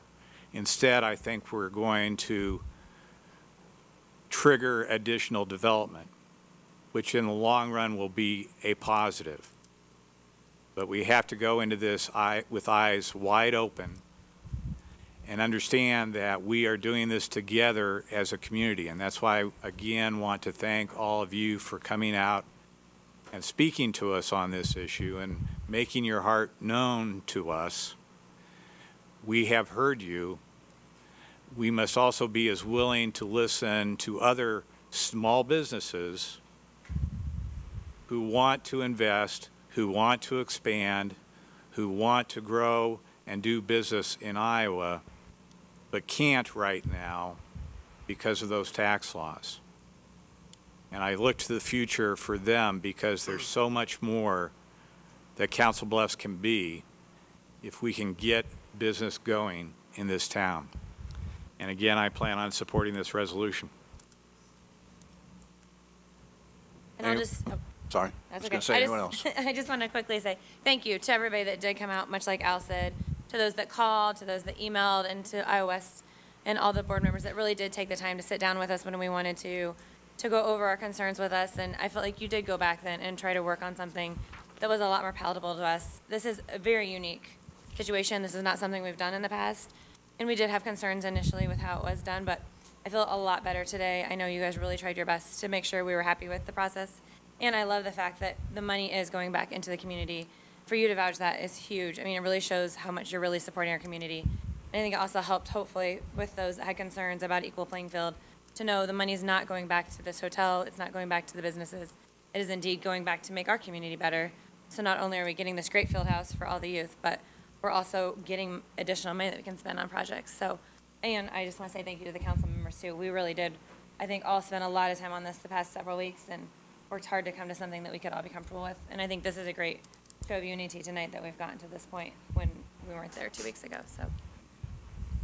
Yeah, I just want to thank everybody for coming out tonight. It's been really nice to hear from all of you, and specifically the young man that plays basketball. I would like you to know how eloquent you were and how important it was for me to hear from you as much as from the adults. It was really important. So thanks for coming down tonight for that. And I too want to thank my fellow council people. I've watched a lot of hours go in by many of them that have done a lot of work. And I appreciate what Iowa West Foundation is doing for our community and what our residents are doing by coming down and making sure that we can have a facility like that. So thank you. I would like to echo a lot of what everybody has said up here. We did have some concerns, some more than others, on a lot of this agreement. When I ran for this seat, I ran on investing in our youth. I coached Hunter last fall in football, so I definitely appreciate him coming out here and talking. I forget your name, sir. Yeah, Gary, I forget. Thank you, Gary, for coming up from Frisco. But as Gary said also, and I want to reiterate that he came up here in 2014 and started this agreement. And I have had, and we have had less than 6 months to look at it. So we all had some concerns, and we all definitely, I would echo thank you for everybody's time in this. I know we've spent numerous times. So for us to extend this public hearing for 2 weeks so we can do our due diligence, and I think that it is the best for our community. I think if Iowa West or anybody else wanted to build something like this, we could fill 2 or 3 of these things, without a doubt. The need for the community is off the charts.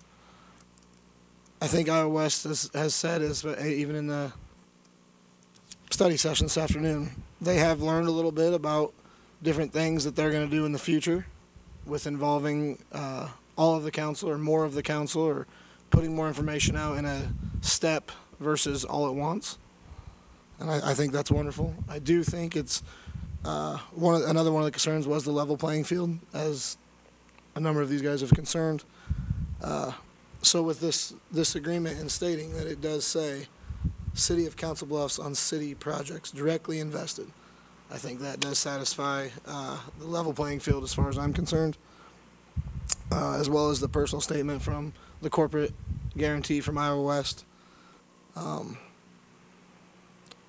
I will be in support of this, as I did have a number of concerns, and I've met with a number of the people, or spoken to a number of the people in the past 2 weeks that spoke here today for several hours, as I know everybody has. So I appreciate also all the work that was done by Iowa West and the city staff as well. So I will be in support, and I thank you for all your work.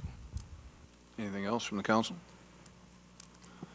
We have a motion on the floor. All those in favor signify by saying aye. Aye. Aye.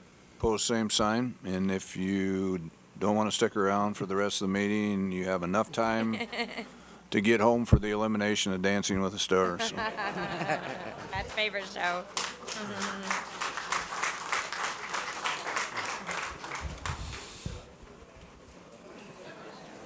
Gonna get lonely. Yeah. My neighborhood's still here. Or yours. Sounds like we're having- Our Our neighborhood. neighbors are still here waiting patiently. Our Bye, poor thank you. neighborhood folks. Thanks, Jason. No, they picked a bad night to be on the agenda. They're trying to keep all those bees I'm killing. No, if I make a joke like that, they'll kill me. I have to live there. Marie will kill me. I haven't had a chance to read his letter yet. Thought I'd save that for later. I don't know. I was trying to figure that out.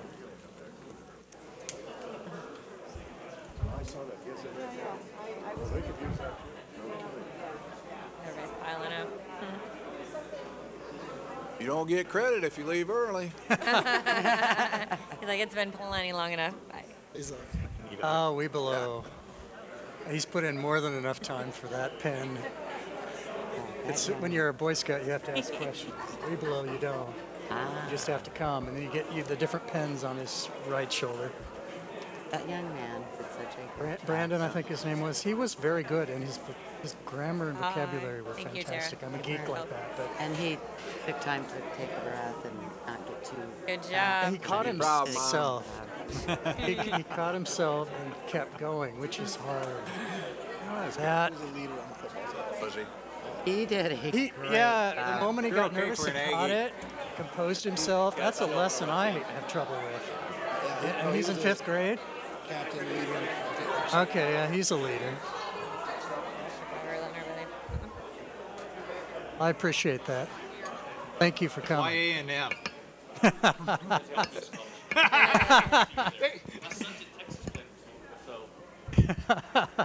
mother sent to Texas law, so good luck to you guys. We'll see y'all in the fall. Bye. Okay. So not everybody left us. We got a few left. Now the firemen No, can of course sit you down. wouldn't. And howdy to the neighbors. I thought you guys were here to enforce the fire code. All right, we're off on the public hearings. The second public hearing, this time and place for a public hearing is advertised on the matter of Resolution 16-97, which approves the plans, specifications, form of contract, and cost estimate for North 27th Street Rehab Project Phase 3, Public Works 17-13. Is proof of publication on file? It is on file. Have any written protests been received? None received. Is there anyone wishing to speak to the council in regards to this matter? Seeing none, what's the pleasure of the council? Motion to approve. Second. Is there a discussion? All those in favor signify by saying aye. Aye. Aye. Opposed, same sign.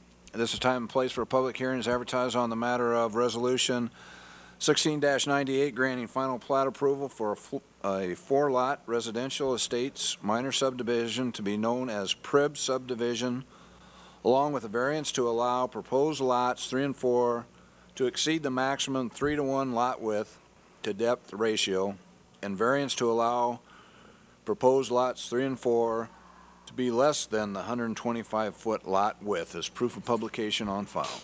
It is on file. Have any written protests been And received? received. Is there anyone here wishing to speak to the council in regards to this matter? Seeing none, all those in favor signify by saying aye. I need a motion. Oh, sorry. We're Motion to rolling approve right the along. resolution. Is there a motion Wishful from the thinking. council? Motion and wishful thinking. Motion to approve. Is there a second? Second. Any discussion by the council?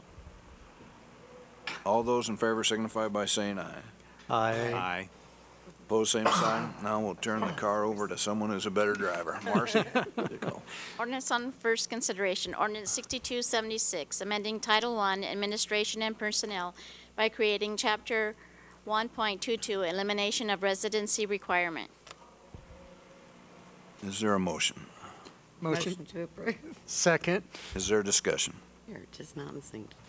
Well, we're all dead now. All those in favor signify by saying aye. Aye. Opposed, same sign. We're getting back in the Ordinance swing. on third consideration, ordinance 6266, continued from April 11, 2016, providing that general property taxes levied and collected each year on all property located within the Bluffs Vision Urban Renewal Area in the city of Council Bluffs, County of Pottawatomie, State of Iowa, by and for the benefit of the State of Iowa, City of Council Bluffs, County of Pottawatomie, Council Bluffs Community School District, and other taxing districts be paid to a special fund for payment of principal and interest on loans, monies advanced to and indebtedness, including bonds issued or to be issued, incurred by the city in connection with the Bluffs Vision Urban Renewal Area, the Bluffs Vision Urban Renewal Plan. Motion to approve. Second. Is there discussion? All those in favor signify by saying aye. Aye. Opposed, same sign. Ordinance 6274, amending the zoning map as adopted by reference in section 15.02.070 by rezoning property legally described as part of Lot 1 Auditor Subdivision of the southeast quarter, northwest quarter of section 5-74-43, west of the 5th Principal Meridian from R3 County to R1E Single Family Residential Estates District as defined in Chapter 15.08A. Motion to approve. Second. Is there discussion? All those in favor signify by saying aye. Aye. Opposed, same sign. Ordinance 6275, amending the zoning map as adopted by reference in section 15.02.070 by rezoning the city-owned property legally described as lots 5 through 12, Block 11, Bryan and Clark's subdivision, and the east half of vacated South 30th Street, abutting from C2 Commercial District to R3 Low-Density Multifamily Residential District as defined in Chapter 15.10. Motion to approve. Second. Is there discussion? All those in favor signify by saying aye. Aye. Opposed, same sign. Resolutions, Resolution 16-99, authorizing the mayor and city clerk to execute an agreement with Rebuild It Services Group, LLC, for the Water Pollution Control Plant Clarifier Drive Rebuild Project. Motion to approve. Second. Is there discussion? All those in favor signify by saying aye. Aye. Opposed, same sign. Resolution 16-100, authorizing the mayor and city clerk to execute an agreement with Compass Utility, LLC, for the Lower Bennett Rehab Project, Phase 7. Motion to approve. Second. Is there discussion? This will complete the 7th and final phase of completely redoing all of the streets and sidewalks in the two circles and cross streets below AL. An area of town that has not seen new streets since the 50s, as I recall. And it's a fantastic project of working on an existing neighborhood and helping improve the infrastructure. And I'm very glad to see it finalized. Any additional discussion? All those in favor signify by saying aye. Aye. Opposed, same sign. Resolution 16-101, granting approval of a temporary use permit to allow a pollination garden on Lot 4, Judd's Park, and the west one half of the vacated alley adjacent. Motion to approve. Second. Is there a discussion? Is there someone who would like to speak? I see there are individuals from the neighborhood leadership. If I don't give you a chance to speak, I'll hear about it later. You think I'm kidding. She'll talk now. My name is Sharon Babbitt. I'm the president of the Fairmount Park Neighborhood Association. We have a project going to improve some vacant lots up at the top of Park Avenue, which are owned by the city. Right now, they're covered with grass that's pretty tall, looks like a prairie. We would want to put in a wildflower garden. And one of the reasons is for beautification of our neighborhood, but another really important reason, maybe more important, is the effect it has on the environment. And we have an environmental expert with us today named Marie Huggins, who's going to talk a little bit about it. Thank you for listening, and I promise to be really brief compared to the earlier parts. So, yeah, I live at 150. Can you give your address for the record? Name and address for the record. Okay, Marie Huggins from 150 Park Avenue. Thank you. Sorry to interrupt you. It's okay. So just some of the environmental benefits that we feel would be important for the pollination garden is since 1940, the bee pollination in the U.S. has dropped in half from 5 million down to 2.5 million. And since 2006, the population's been decreasing on average 33% every winter. Despite the decreasing bee population, our agriculture's dependence on bees is increasing. Annually, about $15 billion worth of crop revenues are increased due to bee pollination. And 1 in 3 of every mouthfuls out of our diets benefit from bee pollination.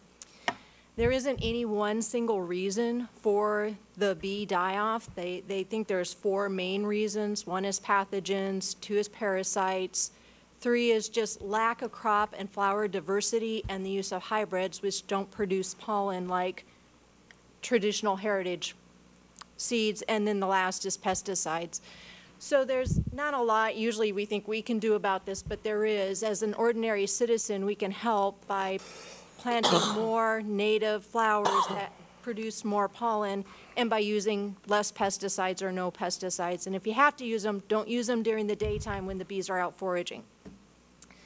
So a couple other benefits that we see to the pollination garden is obviously the beautification of the neighborhood. We're taking some empty lots, making them prettier. The flowers will produce more oxygen, take more CO2 out of the environment, and lastly, the root systems help purify water and stabilize erosion control of the soil. So I appreciate your time and your consideration. Thank you. Thank you. This actually is a fantastic, perfect example of that new sort of thinking. Of it's a twofer really. It not only reduces the burden of government, and that is taxpayers aren't having to pay to mow that lot, and I appreciate it's not mowed very often. There are quite a few of them. I know it's not. But to the extent it has to be, and instead it's the neighborhood, it's the folks, the regular folks of the community getting together, working hard to do it instead of the government, and helping the environment at the same time. And so that's some of that new thinking that we need a lot more of. So thank you for all of your service.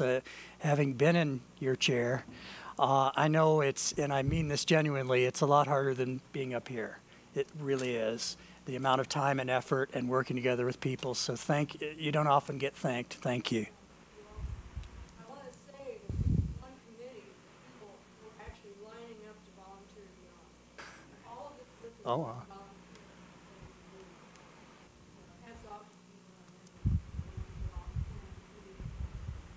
Thank you so much. I would like to say also, I greatly support this. I live directly across the street. Like when I walk out of my front door, I look directly at those lots that you're speaking of. So, well, I'm going to vote in favor. So, and when this is done, when this is all going on, if you want to contact me, I would gladly like to help. So please get a hold of me. Easy on that cologne from now on. Those bees will be all over you. I'm sure. Do you speak from experience? Anything else from the council? All those in favor signify by saying aye. Aye. Aye. Opposed, same sign. Resolution 16-102, authorizing an additional Associate Systems Administrator position to the Information Technology Department. Motion to approve. Second. Is there discussion? Just that the technology for the city has been light years behind for a long time, and it's hard to keep up for anybody with technology. But for the city, it's just incredibly important that we have a system that works, and it's getting better and better. And I think with adding this position, it's really going to finally get us where we need to be in a much shorter time frame than I was expecting it would take. So I think it'll be really good for us all. Anything else? All those in favor signify by saying aye. Aye. Aye. Opposed, same sign.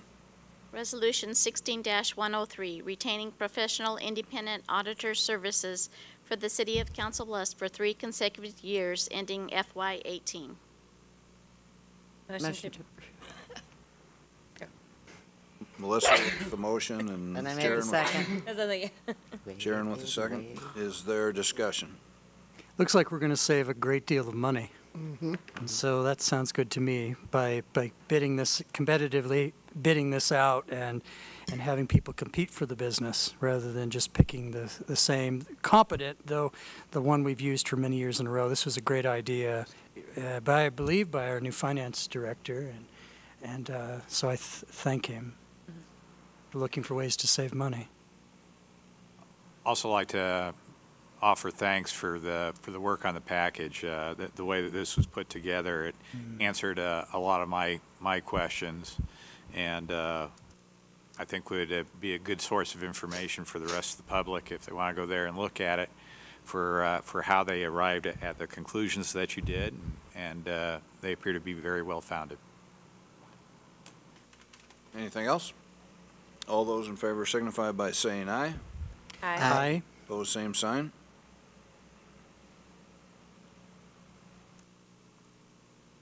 Technology.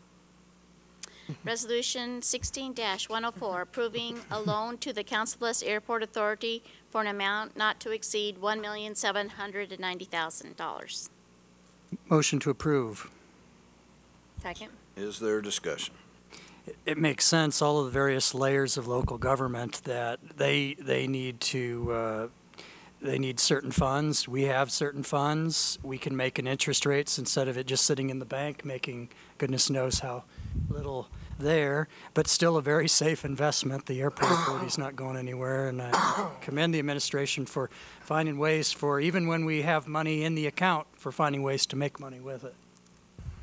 Dan wanted me to point out the error in my statement that it would save taxpayer dollars, that 27 cents per thousand will continue to be charged, but money will be spent on improvements at the airport and not on interest expense, and so really won't save taxpayer dollars, but dollars will be more appropriately administered. So Anything we can do to make it even better out there, yeah. anything else? All those in favor signify by saying aye. Aye. Aye. Opposed, same sign. Applications for permits and cancellations. Is there a motion? Motion to approve 8A inclusive. Second. Is there a discussion? We had, particularly for the neighborhood who's present, discussion about 8A8, who is an establishment located rather close to you, as you know and I know.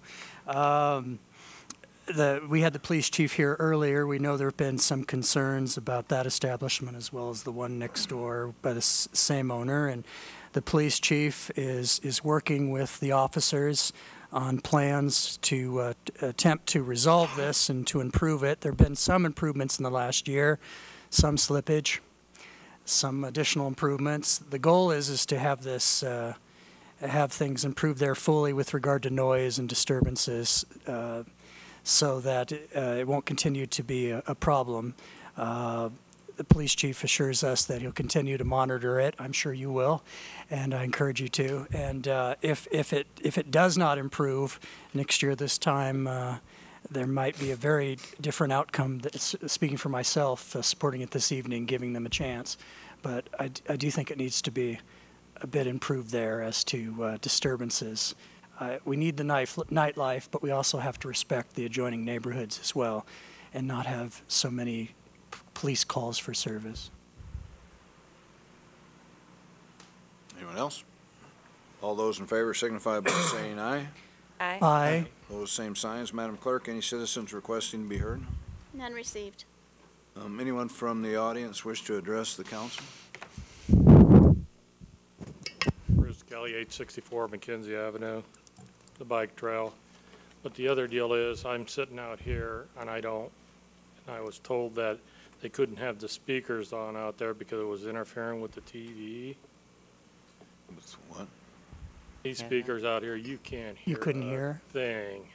Who said that? And I think they're They older were than on me and as I'm old. high as I could get them. They were, they were at full volume. Yeah, I think part of the problem was people were kind of moving around a lot when they were talking, so they weren't getting into the microphone, so it wasn't coming out there. That even if they were, you could not hear a thing that was said, even when you guys were talking, and you guys do talk into the mic. It's just.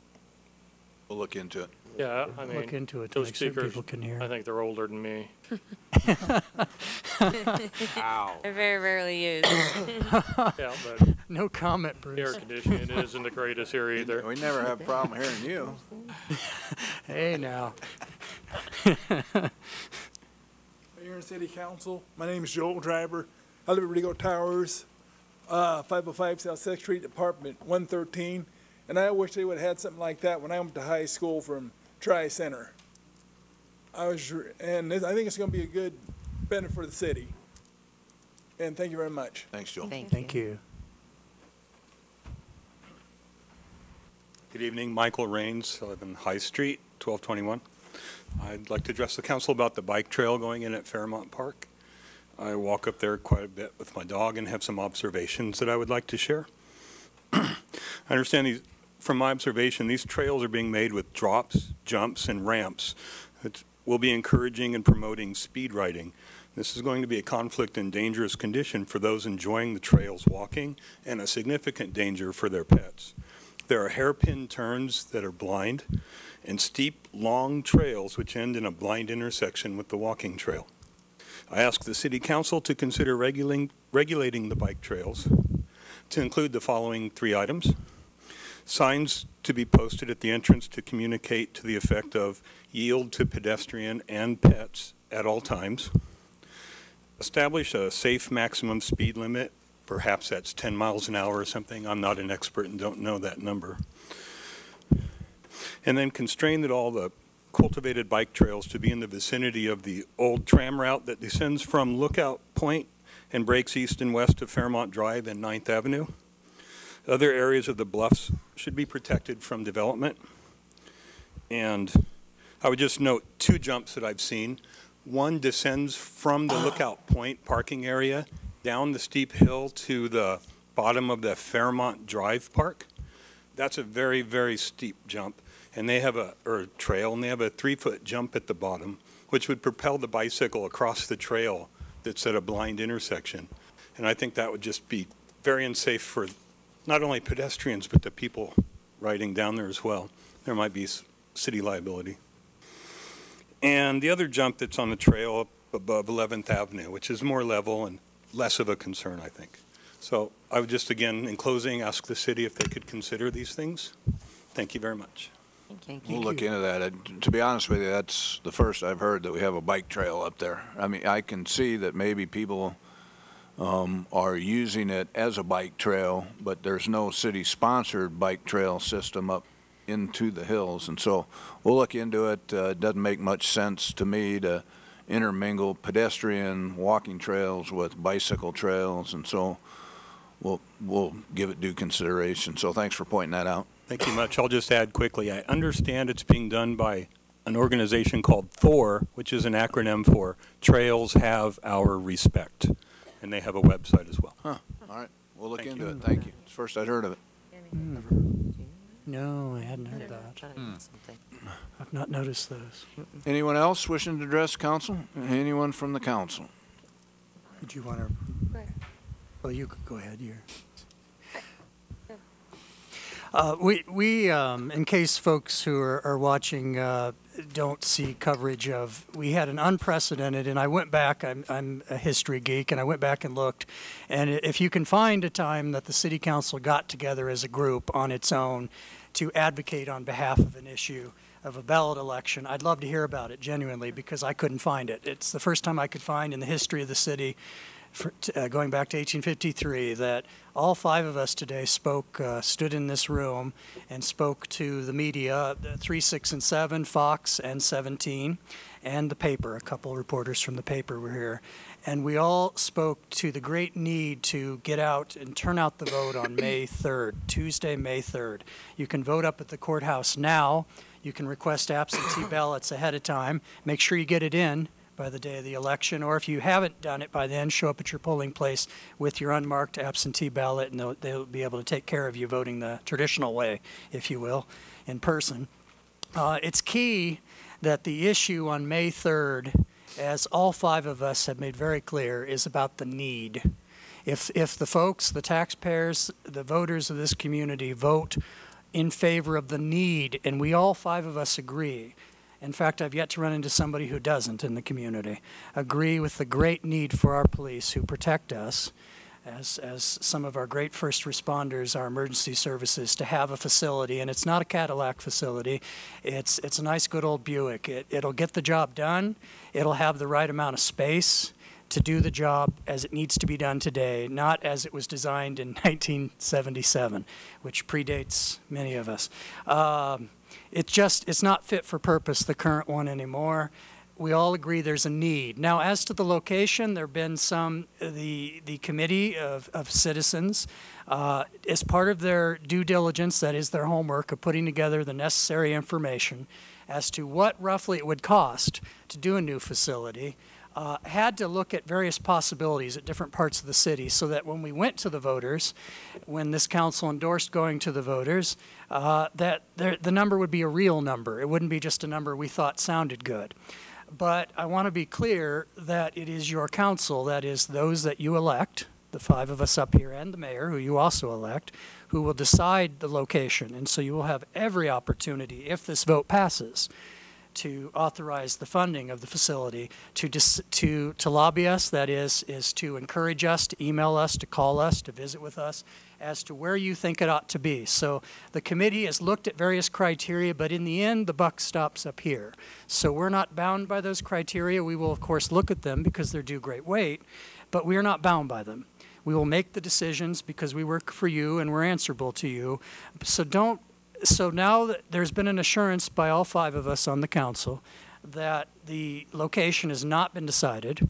It will be decided by this council if the voters authorize doing it at all. And so we therefore ask that meets my concerns, and I believe it meets the concerns of all five of us up here, that the need, therefore, should be the vote on May 3rd. And it takes 60% of people in Iowa to pass a bond issue so that there's broad-based support. That's a tall, tall order. But again, it'll be about $2.67 per average household a month for extra police protection so that they can do the job properly. And then we'll work on, as a partnership with you and the community, as deciding where it ought to go, which is a very important consideration, but the step by step. May 3rd is the need. Please vote, and please vote to continue moving forward. Anyone else? I would just like to echo Nate's statement. I would encourage all citizens to get out and vote yes. Mm-hmm. I know I will be. Mm-hmm. And I believe, as Nate said, all five of us will be voting as a yes. There is a need for this facility, and without the citizens coming out and voting on May 3rd, we need that support. We need that support badly. So please do vote May 3rd, next Tuesday, a week from tomorrow. And I cannot say it any better than that. I am really proud to see the council united in their agreement that we need a police station. For those of you who have not had an opportunity to go down and tour the police station, I encourage you to go on the website. In fact, there's a link on the front page of the city's website. Look at the videos and read all of the information. It will help you to see what we know, and that's that we've outgrown the site, and we have to move forward now to do something about it. It's just going to get more expensive. So please go and vote. And then as far as sites are concerned, please bring your concerns to any of the council people with any recommendations about other sites. So thank you. You know, I got a quick story. This week, I was speaking with a vendor who provides services doing background checks on employees. They wanted to solicit the city's business. They called me initially, and I directed them to the Human Resources Department. In closing, that business owner told me, good luck with your city's bond issue for the police station. She said, I am in numerous police stations throughout the Midwest on a regular basis, and yours by far is the worst. And so I think that tells a pretty significant story. I think she wholeheartedly meant it. So, and she's experienced in multiple locations. Business, so she had no reason to lie to you. So, that tells a little story. With that, thank you all for attending. Have a great evening. We're adjourned. At Council Bluffs Savings Bank, you can get the protection you need from the bank you trust. The only thing more important than knowing your money is safe is the assurance that your identity has protection. Council Bluffs Savings Bank, hometown banking the way it used to be.